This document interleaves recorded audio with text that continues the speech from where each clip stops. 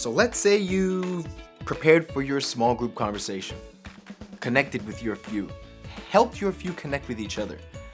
Now, finally, you can start having a conversation about faith, right? Well, almost. Now, just hang in there a minute and think about this. Who was the last person you had an honest, open, meaningful conversation with? I bet it wasn't your store cashier or a stranger from the bike path. I bet it was a best friend, your parents, or your mentor.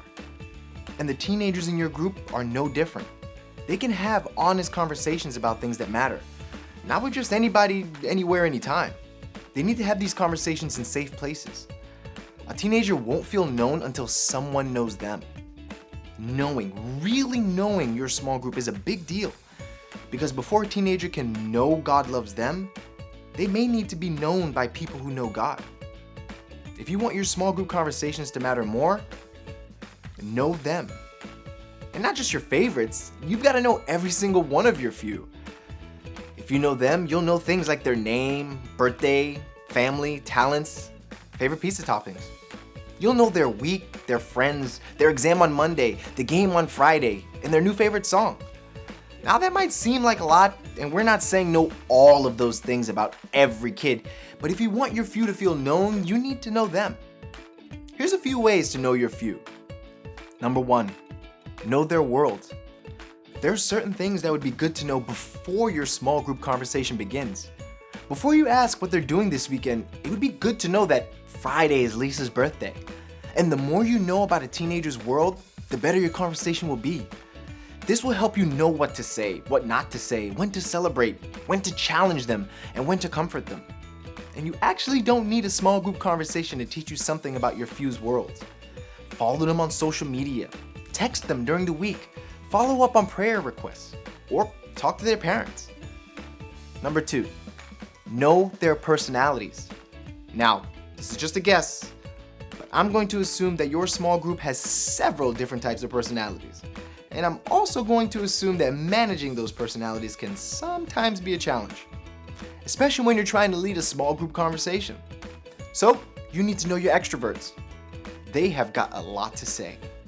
They'll fill the room with energy, but also sometimes leave you with a hoarse voice. Be patient with your extroverts. Remember, they aren't adults and they're still learning some self-awareness. Listen to them. Because if you can give them some focused attention for a few minutes, they won't fight for attention the entire group time. And also, sit near them. Trust me, a hand on a shoulder or subtle reminder to listen is better than embarrassing them. And you've also got to know your introverts. Don't forget them. They're quiet and reserved, but when you can get them to speak, you're usually glad you did. A small group might seem intimidating to an introvert, so here are a few tips. Don't forget them. They're processing their answers internally, so make sure they have a chance to contribute. Did I mention don't forget them? They usually don't like to be put on the spot, but maybe giving them a heads up that you'd like to hear from them in a minute would probably be a good way to give them a chance to speak up. And in case I didn't clarify, don't forget them. Sometimes it's better to let them sit back and observe. Follow up after group time and see if they'd like to talk one-on-one. Number 3, know their distractions. Maybe it's phones or a group of boys or 15 trips to the bathroom. Whatever it is for your group, you can do something about it. Bring a bag for phones, make one bathroom break on the way to group, or sit very far away from another boys or girls group. If you want your small group conversations to matter more, help them know each other. Because you aren't the only one that needs help. Help them know the rest of the small group too. And here are a few ways you can do that. Number 1, make group memories.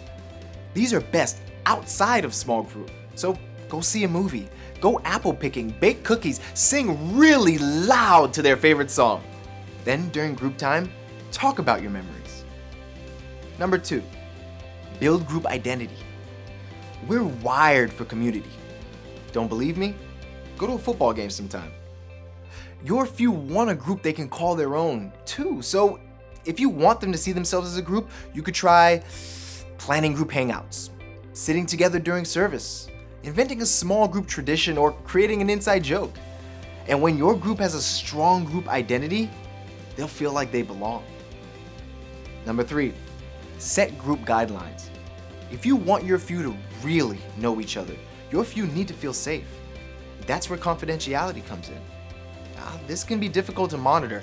There should definitely be a rule that what is said in group stays in group. But we also have to be realistic. Get them involved and ask them some questions. What should we promise to always do? What should we promise to never do? How are we going to treat each other? Because when you set group guidelines, your few will feel safe enough to be honest in your small group conversations. And honesty is a pretty important part of getting to know each other. If you want your small group conversations to matter more, you might want to make this part of your weekly conversation. Know them and help them know each other.